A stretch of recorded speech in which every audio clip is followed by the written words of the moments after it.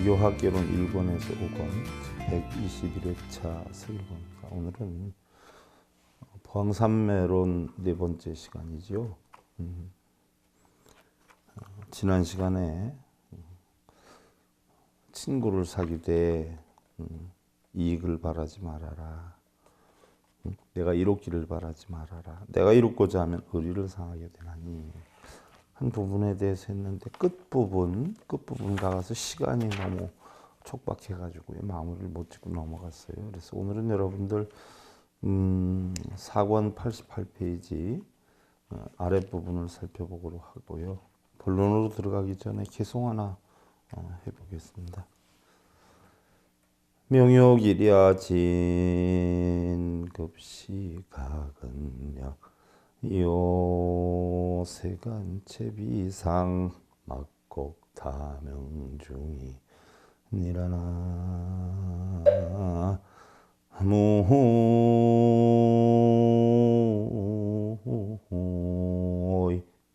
미터 목숨은 밤낮으로 줄어드나니 때를 놓치지 말고 부지런히 힘써라. 세간의 이치는 덧없는 것이니 미혹하여 어둠 속에 떨어지지 마라. 무슨 얘기냐 하면요. 순간순간 최선을 다해서 노력하라. 그리고 우리가 있다라고 하는 모든 것들은 전부 무상한 거다. 허망한 거다. 거기에 빠지지 말고 그것을 차지하기 위해서 시비분별 집착에 빠져서 번뇌하지 말아라. 이런 이야기예요. 우리가 흔히들 뭐 명예나 권력이나 재물이나 뭐 집이나 뭐 이런 거 보면 눈에 보이니까 있으니까 다 있다라고 생각하는 성향들이 많아요. 그러나 지금 현재는 있지만 냉정히 살펴보면 다 있기 때문에 없는 것으로 돌아가죠. 유는 무로 돌아가요. 무는 또 유로 돌아가죠. 물론 무도 유도 아닐 때 우리는 중도다 이렇게 표현을 하는데요. 있다라고 해도 있다에 빠지면 안 되고 없다라고 해도 없다에 빠져서는 아니 된다. 이것이 바로 단상이다. 그래서 부처님께서는 고행주의와 선정주의를 단상 외도다라고 몰았죠. 우리가 보편적으로 수행을 한다라고 하면은요, 결국 뭐 우리 불교에서는 뭐 기도한다, 염불 한다라고 하지만 모든 기도나 염불이 우리 불교에서 수행이라고 일컬어진 모든 것은요, 버리고 비우는 거예요. 근데 대부분의 분들은 뭐 기도를 해서 뭘 소원 성취를 하고 염불을 해서 뭘 이루려고 한다라고 하는데 사실은 기도하고 염불하고 하는 자체는 뭐예요? 공으로 돌아가는 이치, 버리고 비우는 이치를 터득이 해서 비우겠다, 비움으로 돌아가겠다 라고 하는 게 기도와 염불의 이치예요. 또 참선의 이치도 그래요. 여러분들 뭐 깨닫겠다라고 가부좌를 틀고 있는지는 모르지만 깨닫겠다라고 하는 사고가 있는 이상은 텅텅 빈 공의 이치를 깨닫겠다라고 하는 생각으로 채우기 때문에 깨달을 수가 없다는 이야기예요. 그래서 우리 불교의 수행은요, 전부 공으로 돌아가는 게 불교 수행이지 뭘 소원 성취를 하겠다, 이루겠다 이런 거 가르쳐 주는 사람은 사실은 사법이죠, 사법. 법을 전하는 게 아니라 병을 살포하고 다니는 거예요. 전염병을 살포하고 다니는 악의 구렁텅이로 우리 불자들을 빠뜨리게 하는 사람들이에요. 물론 자기네들은 뭐 경제적으로 뭐 기도비 받고 뭐 제 지내면 천도지 지내면 좋다, 제비 받아서 돈 벌어서 좋을지는 모르지만 불자들에게는 악의 늪으로 악의 구렁텅이로 빠뜨리게 하는 악의 행위가 아닐 수가 없다. 우리 부처님 법은요, 채우는 게 아니라 비우는 거예요. 부처님 법은요, 연기법이에요, 공법이에요, 심법이에요. 있는 게 아니라 있고 없음도 없는 그런 이치를 배워야 되는 것이죠. 자, 그럼 여러분들 본론으로 들어가서 88페이지 보면 4권. 지난 시간에 우리가 시간 관리에 대해서 공부를 했고요. 나쁜 친구에 대해서 공부를 했어요. 그래서 보항산매 염불직지 10태행에 나오는 시고대성화인 이패교의 자량이라, 선문일송에 나오는 시고성인설화요 이패교의 자량이라 그런데 같은 영향인데, 그래서 성인이 말씀하시되 순결로서 사귐을 길게 하라 하셨느니라. 친구를 사귀는데 내가 이롭고자라고 한다면 친구는 떠나가게 되죠. 뭐 대부분의 분들은 그런 얘기를 많이 하시더라고. 좋은 친구 좀 만났으면 좋겠다. 뭐 결혼하는데 좋은 상대방을 만났으면 좋겠다. 뭐 이런 말씀 많이 하세요. 근데 중요한 것은요. 좋은 친구는 내가 좋은 친구가 되어줄 때 좋은 친구가 만들어지는 것이고요. 좋은 상대방은 뭐예요? 내가 좋은 상대가 되어주었을 때 좋은 상대방이 만들어지는 것이지. 나는 나의 어떤 유리한 조건이나 이득만을 추구하려고 한다면 세상에 어느 사람이 바보는 없잖아요. 요즘 너무 똑똑하잖아요. 자기가 손익계산을 딱 해서 자기가 손해가 되는 듯 뭐 자기가 조금 불리한 여건이다라고 하면 스스로 떠나가지요. 그래서 사귐을 오래 할 수가 없다라고 해서 옛말에 서로 술이나 음식을 할 때에는 형이니 동생이니 하는 친구는 많은데 급하고 어려운 일을 당했을 때는 도와줄 친구는 하나도 없다라고 했어요. 저도 사실 학창 시절에 저도 뭐 일반 학생이었죠. 서울에서 다 학교를 다녔는데 그래도 친구가 상당히 많았던 편인데 일반 사람들하고 같이 길을 걷지 않다 보니까 점점 떨어지게 되고 멀어지게 되죠. 그래서 유일하게 한 친구만 그래도 조금 가까이 지냈었는데 어려운 일을 겪게 되니까 결국은 떠나가더라는 이야기예요. 그래서 야, 세상에 죽을 때까지 친구 하나를 제대로만 사귄다라고 하면 성공하는 삶이다라고 옛날에 선지식들이 그랬는데 그런 말에 대한 뜻을 조금 이해할 수 있는 여건이 됐죠. 뭐 그 전에 소크라테스도 그랬어요. 소크라테스도 뭐 마이너스 한 300년 전 사람 아니에요? 마이너스 300년 전 사람인데 소크라테스가 자기 집무실 겸 집을 조그맣게 하나 짓고 있었는데 지나간 사람이 하나 묻지요. 그래도 유명인사인데 왜 이렇게 집을 초라하게 지으십니까? 라고 했더니 소크라테스가 그러잖아요. 초라하다니요. 집이 작을진 몰라도 이 집을 채울 만한 올바른 친구가 있었으면 좋겠습니다. 라고 얘기를 해요. 이 소크라테스가 가장 강력하게 주장한 것들이 보편적으로 뭐 너 자신을 알라라고 표현을 했지만요. 그 제자들한테 많이 가르친 것은요. 사람다운 사람을 살아라는 걸 굉장히 많이 가르쳤죠. 그래서 어느 날 뭐 시장 한가운데에서 뭘 찾고 있으니까 제자가 가서 뭘 찾고 계십니까? 제가 도와드릴게요. 그랬더니 시장 한가운데서 사람을 찾고 있어 한다는 말이에요. 시장에 있는 사람들이 전부 사람들인데 무슨 사람을 찾고 있습니까? 그랬지. 저 사람들은 사람의 탈을 쓴 사람이지 진짜 사람이 아니야 라고 회의했단 말이에요. 부처님도 마찬가지죠. 부처님 경전에서 뭐라고 하셨어요? 자기는 신도 아니고 세상을 창조한 자도 아니고 인간으로서 가장 인간다운 인간일 뿐이다라고 했어요. 소크라테스가 되었든 부처님이 되었든 옛 성현들은요. 사람다운 사람을 만들려고 했지 뭐 수행을 해가지고 뭐 마술을 부리고 요술을 부리고 뭐 떨어지는 시험을 합격시키게 하고 뭐 죽어가는 사람 살아나게 하고 뭐 결혼 못하는 사람 결혼시키고 자식 못 낳은 사람 자식 만들게 하고 그런 어떤 요술이나 마술은 부릴 줄을 몰랐어요. 그리고 세계에서 뭐 요술 마술 한다라고 해가지고 한때 시끄러웠는데 실제로 그랬잖아요. 세계에서 정말 그게 마술 요술이 아니라 진짜 그렇게 할 수 있는 초능력이 있는 사람이 있다라고 하면 세계적으로 지원을 다 해서 양성화할 테니까 와라 그랬더니 단 한 사람도 오지 않는 거예요. 그러니까 전부 뭐예요? 눈속임이었다는 이야기죠. 눈속임. 이것은 바로 친구가 힘이 있고 능력이 있을 때는 친구가 많은데 위급하고 어려움이 있을 때는 도움을 줄 수 있는 친구는 드물다라고 하는 것인데 부처님께서는 그런 말씀을 하셨어요. 열매를 맺지 않는 꽃은 심지 말고 또 올바른 이치가 없는 친구는 사귀지 말되 또한 반드시 자기의 이로움만을 얻기 위해서 친구를 사귀어서는 아니 된다라고 하셨죠. 사실 친구다라고 하면 그 전에 자랄 때도 부모님하고도 많이 부딪히기도 했는데 학창 시절 이런 때는 친구를 제일로 알잖아요.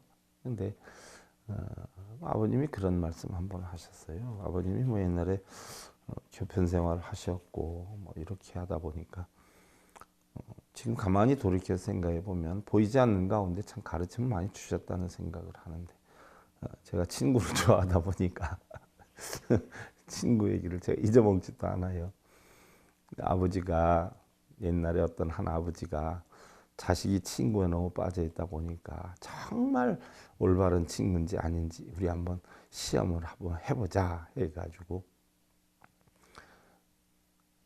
아들을 갖다가 아버지가 지게해지고 가만히 이렇게 있고 전염병에 걸려서 지금 죽기 일보 직전인데 아들 친구 집을 찾아가잖아요. 다 자기가 가장 친하다는 친구 집을 찾아다니면서 사실은 아무개야 우리 아들이 전염병에 걸려서 지금 죽게 생겼는데 하룻밤만이라도 다른 갈 곳이 없으니까 너희 집에서 잠깐 좀 있게 좀 해달라고 했더니 친구들이 다 거절을 했어요. 몇 친구들이. 그랬더니 아버지가 이제 바꿔서 아들이 이 지게에다 아버지를 짊어지고 아버지 친구 집에 가서 이런 전염병에 걸려서 지금 위험하게 됐으니까 하룻밤만이라도 좀 묵게 해줬으면 좋겠습니다. 내일 날 밝으면 갔다 뭐 어떻게 처리를 하든지 할 테니까 그랬더니 그 아버지 친구 그래 어서 들어오너라 어서 들어와. 응? 그러면서 방으로 안내를 하는데 아파서 죽어가는 게 아니라 아파서 죽어가는 척 했다가 일어나신 거지요. 그러면서 그 아버지가 아들에게 봐라. 이러한 것이 진정한 친구다. 그런데 진정한 친구는 정말 우리가 살면서 하나를 거두기가 힘이 들어. 이런 말씀을 그 전에 이제 아버님이 해주셨던 기억이 나는데 제가 친구 참 좋아하다가 보니까 지금 생각해 보면 참 역시 세상을 오래 살아 보신 분들이 경륜이 많아서 부처님과 같이 헛되지가 않다는 걸 뼈저리게 많이 느꼈지요. 다음 이제 7번째 이야기인데요. 보왕삼매 연불직 십태행에서는 어인불구순적이요 인순적 즉 내심 작은이라. 선문일송에서는 어인불구순적이요 인순적 즉 심필 작은이다라고 했는데 내심 작은이다라고 연불직지에서는 했고 선문일송에서는 심필 작은이다라고 했어요. 남이 내 뜻대로 순종해 주기를 바라지 말아라. 남이 내 뜻대로 순종해 주면 마음이 스스로 교만해지나니. 자, 우리는 뭐 세상 살아가면서 남편이 됐든 아내가 됐든 자식이 됐든 전부 내 뜻대로 해주기를 바라는 경우가 엄청 많아요. 그래서 내 뜻대로 되지 않으면 속상해하고 힘들어하고 쟁론까지 하고 이런 경우 굉장히 많아요. 6조 가운데 3조 승찬 스님의 신신명에 보면 그런 귀절이 나오죠. 막축위원 이주공인이요 일종평내 민연자진이라. 밖으로 얽힌 인연 쫓지 말고 안으로 헛것에 머무르지 말아라. 마음이 한결같이 평화로우면 자연은 흔적 없이 거쳐지리라 라고. 밖으로 얽힌 인연 쫓지 마라 하는 것은요 대상을 뜻하는 것이죠. 육경을 뜻해요. 쉽게 예를 들면 색성량 미촉법인데 색은 어떤 뭐 형체 있는 거죠. 물건 뭐 무너지는 거. 뭐 예를 들어서 좋고 나쁨, 뭐 좋은 차, 나쁜 차, 좋은 집, 나쁜 집 이런 형체 있는 건 전부 색 물질에 해당이 되고요. 또 소리, 뭐 나 너 좋아, 나 너 싫어, 뭐 이러한 어떤 소리, 성, 또 냄새, 좋은 냄새, 나쁜 냄새, 또 맛, 좋은 맛, 나쁜 맛, 또 감촉, 부드럽다, 뭐 꺼끌꺼끌하다, 법, 뭐 이치지요. 이런 것들이 결국 눈기 고요 몸짓 색성량 미촉법을 보고 만들어낸 마음이 끝이 없어요. 그래서 육진이다. 또 만들어내서 마음이 어떻게 돼요? 시계작용을 만들기 때문에 우리가 육정이다 이렇게 표현을 하는데 결국 이러한 색성량 미촉법이다라고 하는 것은요. 믿을 것이 못 된다는 얘기예요. 믿을 것이. 예를 들어서 뭐 우리가 색성량 미촉법 가운데 법이다라고 하면 삼수변에 갈 것자잖아요. 갈 것자. 범법자가 삼수변에 갈 것자예요. 물이 흘러가는 이치. 물이 흘러가는 이치를 우리는 법이다라고 하는데 결국은 뭐 자연의 이치, 연기되는 그 이치다라고 하죠. 뭐 어떤 상대 역량이나 구름이 흘러가고 물이 흐르는 것과 같은 그런 대상의 경계, 이런 얽혀진 것들은요, 자연의 이치 따라 인연 따라 움직이는데 우리는 그것을 자신의 마음대로 하기 때문에 걱정, 근심, 번뇌가 형성이 된다는 이야기죠. 뭐 예를 들어서 보편적으로 뭐 어떤 인과관계나 부부관계나 뭐 이런 것들에 갈등이 생겼다라고 하는 거 보면요, 결국 자신의 주장을 버리질 못해서 갈등이 오는 거죠. 내 주장이 옳다, 내 뜻이 옳다라고 하니까 갈등이 오는 거예요. 서로가 다. 그런데 나의 역량보다는 당신의 역량이 옳아, 네 말이 맞아라고 하면 부딪힐 까닭이 없죠. 근데 나는 나대로 내가 옳고 너는 너대로 너가 옳다 보니까 쟁론이 생기게 되는 것이고요. 또 대부분 가정에서 불화가 나는 건 어떻게 돼요? 뭐 남편이든 자식이든 아내든 전부 내 성향대로 내 뜻대로 만들고자 하는 마음이 크다 보니까 불협화음이 생기고 쟁론이 생기고, 뭐 심한 경우는 아이고 저 사람하고는 대화가 안 돼요, 뭐 이렇게 얘기를 한다 말이죠. 그럼 대화가 안 된다라고 하는 것은요, 뭐예요? 상대방이 나의 뜻을 받아들이지도 않지만 거꾸로 놓고 보면 나 역시 상대방의 뜻대로 뭐예요? 따라가지 않는다라고 하는 여건이 형성이 되지요. 그러면 대화가 될 수가 없죠. 내가 너에게 흡수되지도 않고 네가 나에게 흡수되지도 않기 때문에 결국 벽이 생기는 거죠. 이럴 경우에 대화가 안 된다라는 이야기. 근데 가장 중요한 것은요, 우리는 상대방이나 어떤 자식을 내 마음대로 하려고 하는 역량이 굉장히 많은데 오히려 화합을 하고 대화가 통하게 하려면은요, 상대방이나 어떤 다른 것들을 내 뜻대로 하려고 하지 말고 내가 지니고 있는 눈, 귀, 코의 몸뜻으로 뭐예요? 상대방 뜻에 쫓아가야 더 빨라요. 근데 어떤 분들은 그런 얘기를 하대요. 저 양반 말 들으면 다 집안 망하게 되는 일 하나도 없는데 근데도 쫓아가? 빤히 눈으로 보면서 이런 이야기를 해요. 겉으로 볼 때는 나는 그렇게 볼 수 있지만 그 상대방은 뭐예요? 또 상대방 얘기 들으면 또 다 망할 것 같아. 내 뜻대로 가면 될 것 같아. 이러니까 부딪히는 거예요. 사실은 늪으로 가든 산으로 가든 둘이 한 마음이 되었을 때에 우리는 성공이 될 수가 있다. 행지구비여가 이륜이다 이렇게 표현을 하죠. 부처님은 지혜와 행위 그 한 바퀴씩이 두 바퀴가 됐을 때 수레가 잘 굴러가는 것처럼 된다. 뭐 부창부수라는 이야기가 있지 않아요? 부창부수. 뭐 겉으로 볼 땐 그게 옳지 않은 일이 될 수도 있지만 또 하다가 보면 옳은 일이 될 수 있고 또 옳다고 생각하는 일이 가다 보면 옳지 않은 일이 될 수 있죠. 그래서 가장 중요한 문제는 서로 타협이 돼야 되죠. 어떤 분은 와서 그런 얘기를 해요. 스님, 아유 우리 신랑은요 저를 꼼짝을 못하게 하는데 제가 좀 장사를 해도 한번 보탬이 되고 저도 좀 자유스러우고 숨 좀 돌리고 살겠는데 일체 꼼짝을 못하게 하네요. 제가 장사를 하면 잘 되겠어요? 잘못 되겠어요? 이렇게 묻는 분들이 있어요. 그러면 장사를 해서 잘 되고 안 되고 보다 가장 중요한 것은 신랑하고 타협하세요. 제가 그런 얘기를 해요. 장사가 잘 되면 어떻고 안 되면 어떻게, 가장 중요한 것은 신랑하고 타협을 하지요. 해야지요. 타협을 안 해서 서로 뭐 만약에 이혼하는 일이 생기든가 별거라도 하는 일이 생기면은 아무리 돈 많이 벌면 무슨 소용이 있어요? 또 어떤 분들은 그런 얘기 하시대요. 절에를 그렇게 가는데 신랑이 못 가게 한대요. 그러니까 숨어서 가는 거예요. 또 절에 가면 그냥들 가요? 아니잖아요. 절에서 시키는 거 뭐 천도제니 뭐 기도니 뭐 좋다는 건 또 다 하고 싶죠. 욕심에. 뭐 예를 들어서 아파트 같은 단지에 보면은 예를 한 통로에 1층부터 뭐 15층, 20층까지 한 통로에, 지금은 덜하지만 옛날에 뭐 5층이나 10층 정도 있을 때 많았었어요. 비슷한 사람들끼리 사는데 한 통로에서 예를 들어서 2층에 사는 사람이 무슨 책을 샀다, 무슨 가전제품을 샀다 그러면 그 통로는 다 사요, 다. 필요해서 사는지 안 사는지 모르지만 배 아파가지고 이제 다 산단 말이에요. 그런 입장이지요. 뭐 절에를 다녀도 누구네가 뭐 천일기도 붙였어 그러면 자기네도 또 다 붙이고, 누구네가 천도제를 했어 또 쫙. 또 천도제를 했는데 어떻게 그 집 천도제 하고 나서부터 일 풀려서 잘 돼. 그럼 뭐예요? 죄하고 싶어지는 거예요.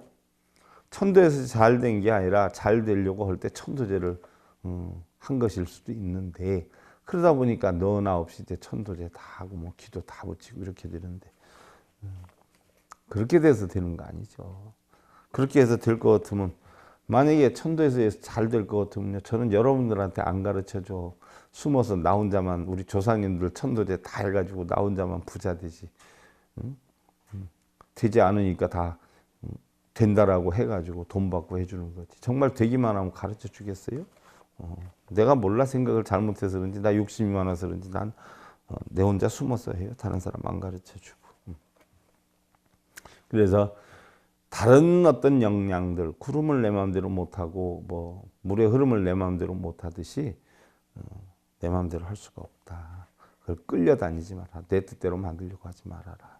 또 안으로 헛것에 머무르지 마라 하는 것은 우리가 지니고 다니는 눈, 귀, 코, 몸 뜻이 이제 보편적으로 육근을 이야기하는데 뭐 눈은 눈대로 자기 좋은 것만 보려 하고 귀는 귀대로 자기 좋은 소리만 들으려 하고 코는 코대로 자기 좋은 냄새만 맡고 입은 혀는 혀대로 자기 좋은 것만 먹으라고 몸은 몸대로 자기 편한 대로 하려고 하고 또 뜻은 뜻대로 오근이 만드는 눈, 귀, 코, 몸이 만드는 오욕락을 쫓으려 하니까 결국 이 여섯 놈이 자기 뜻대로 하는데 그거를 뭐 정당하게 인과에 이치해서 하는 게 아니라 보기만 하면 뭐 갖고 싶고 누리고 싶고 차지하고 싶고 이러다 보니까 원인 없이 결과를 바라니까 도둑놈이라 그러거든요. 그래서 여섯 도둑놈이라고 그래요. 간혹 제가 우리 불자들한테 아이고 도둑놈이요 도둑놈. 아 스님 뭐 기분 나쁘게 도둑놈이라 그래서 내가 스님 거 모른 척하는데 이런 분들이 있어요.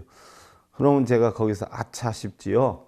우리 불교에서는 도둑놈이라고 하면 눈, 귀, 코, 여 몸뜻을 달고 있는 사람은 다 여섯 도적을 데리고 다니기 때문에 도둑이에요. 도둑. 원인에 따라서 결과를 얻으려 하지 않고 보면 보는 대로 얻으려고 그래요. 뭐 예를 들어서 다른 사람이 108배에 따르면 그 배 아파서 있어요. 먼저 가 해놓고 자기는 한 번 더 하고 그잖아요.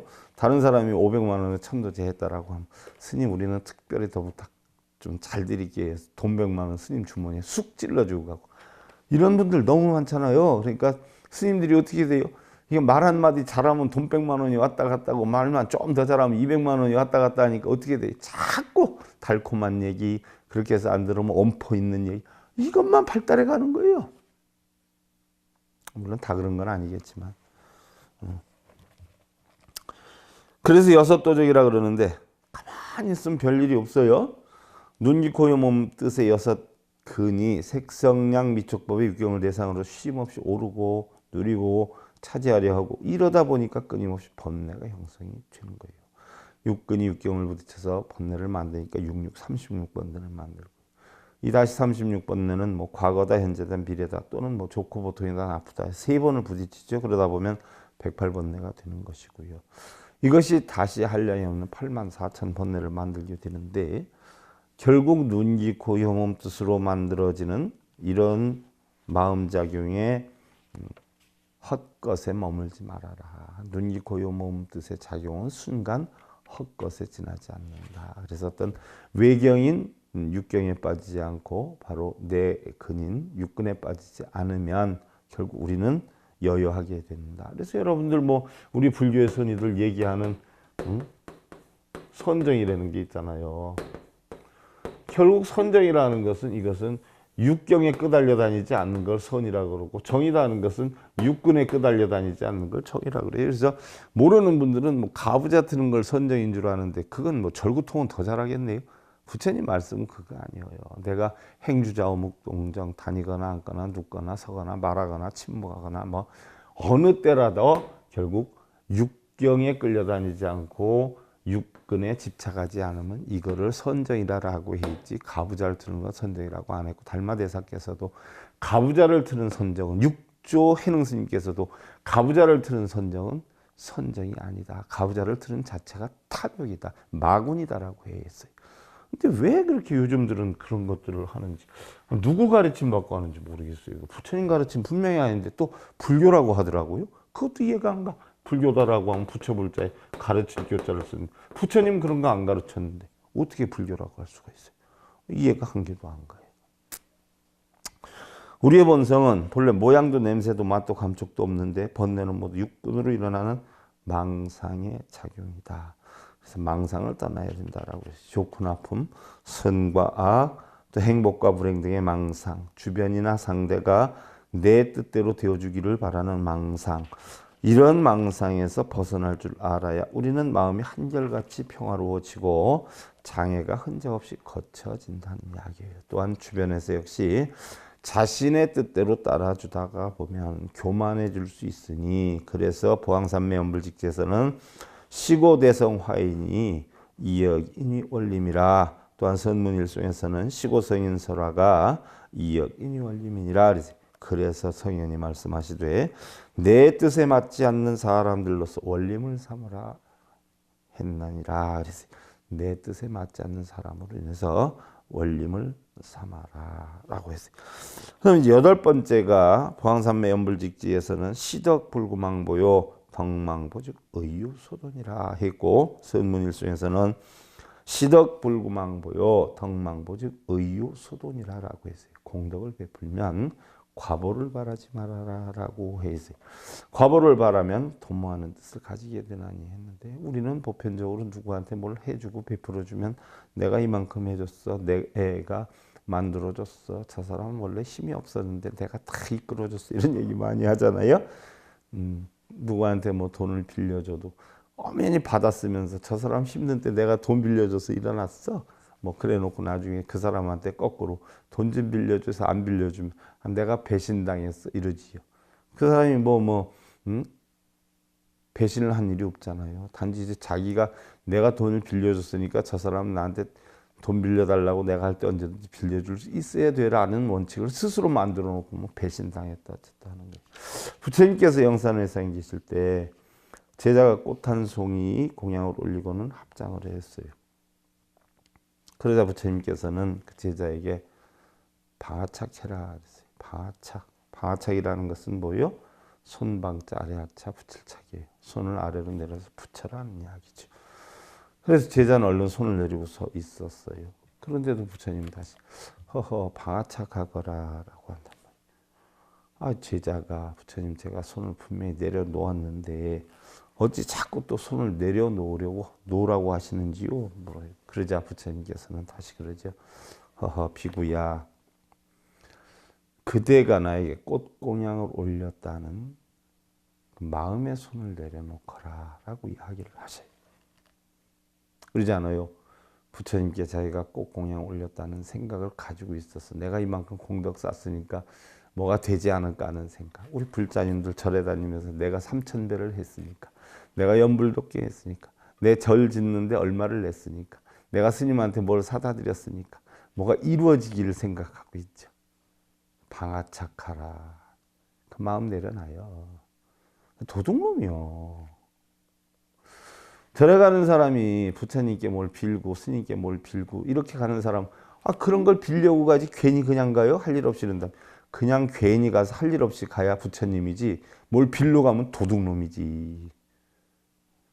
절에서 이득 만들어줄 줄 알면 절문 열어놓겠어요? 절문 닫아놓고 스님들이 그 이득 나오는 거 자기네들이 다 챙기지? 그 바라는 마음을 없애는 법을 가르쳐 줘야지. 오히려 없는데도 와라, 열심히 다니면 소원이 이루어진다, 열심히 기도 붙이면 소원 성취디야, 천도제하면 원하는 일이 잘 되고 자식이 잘 돼. 부처님법에는 그런 게 없어요. 도둑이지. 나쁘게 표현하면 아닌 걸 기라고 해서 영리를 추구하면 사기로 입건이 될 수도 있어요. 근데 종교단체에다가 뭐 돈 내는 거는 기부금이다, 뭐 시주금이다, 뭐 이래가지고 사기가 형성이 안 된다고 하대.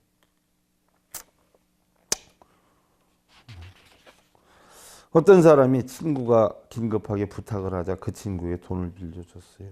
훗날 받았지만 그 친구에게 돈 빌려달라고 하니까 그 친구가 정말 노력을 했는데 없었어요. 그러니까 배신당했다. 아까도 잠깐 얘기를 했는데, 우리는 대부분 그래요. 누구한테 뭘 베풀면요, 보이지 않는 가운데 계산상으로 받기를 원해요. 서운하다라고 하고. 그러면 안 빌려준 사람이 문제가 돼요? 빌려줘야 당연하다라고 생각을 가진 사람이 문제가 돼요? 빌려주는 게 당연하다라고 하는 생각은 서로 계약서 썼어요. 공증했어요. 혼자 마음으로 만든 거 아니에요. 이 도둑놈 심보라는 거예요. 그러한 서운함도 알고 보면 자신의 보상 심리에서 비롯되는 것이니 그러기에 부처님께서는 공덕을 베풀면 과보를 바라지 마라라고 하신 것이에요. 그래서 보항삼배 연불직지에서는 시고대성 화인 이시덕 위기요 선문일성에서는 시고성인설화 이포덕위기니라. 그래서 성인이 말씀하시되 덕 베푼 것을 헌신짝처럼 버리라 하셨나니라. 내가 누구한테 베풀었다? 내가 절을 몇 번 했다? 내가 연불을 몇 번 했다? 내가 독경사경을 몇 번 했다? 그것도 전부 뭐예요? 버려라는 얘기예요. 그거 버리라고 부처님 가르쳐 주는데 버리고 다녀요? 뻐기고 다녀요? 그 왜 뻐길까요? 나 몇 번 했어 하면 남들이 대단해 요 소리 들으려고요? 그 자체가 자기를 파멸시키는 행위예요. 우리 불법은 다 공으로 돌아가는 거예요. 버리고 비우는 게 불법이에요. 자랑하러 다니고 나 몇 번 했어. 몇 년 절에 다녔어. 어느 종단에 다녔어. 어느 큰 스님 잘 알아. 다 버리고 비우고 다니세요. 자기 자신을 파멸시키는 행위예요. 번뇌를 만드는 행위예요. 거기에서 내려오셔야 돼. 그래야 바른 불법이 되는 거예요. 잡장들 하시고. hil절 개고사요 막불외장 통요 서기 가위비라 물살물 행장이 일어나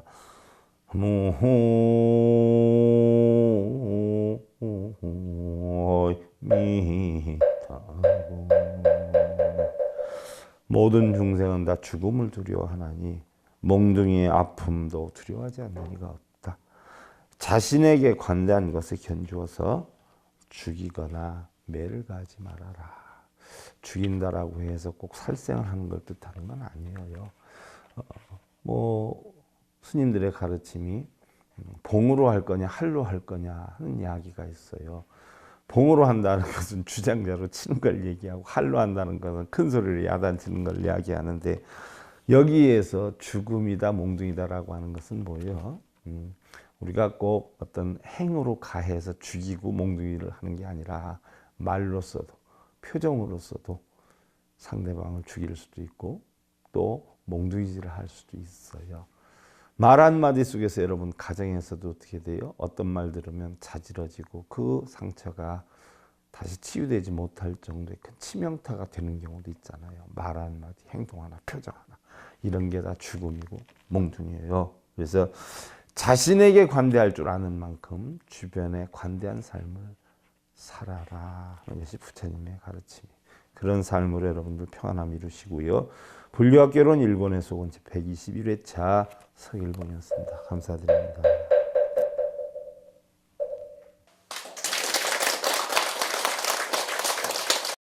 행복으로 가는 징검다리에 서길봉 스님이 여러분들을 초대합니다.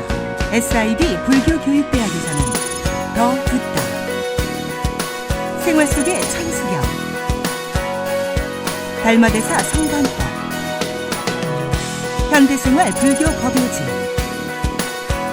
불교학개론, 성찰스님 백일 법문 등을 비롯한 다른 불법, 다른 진리, 서길봉 스님의 SIB 불교교육대학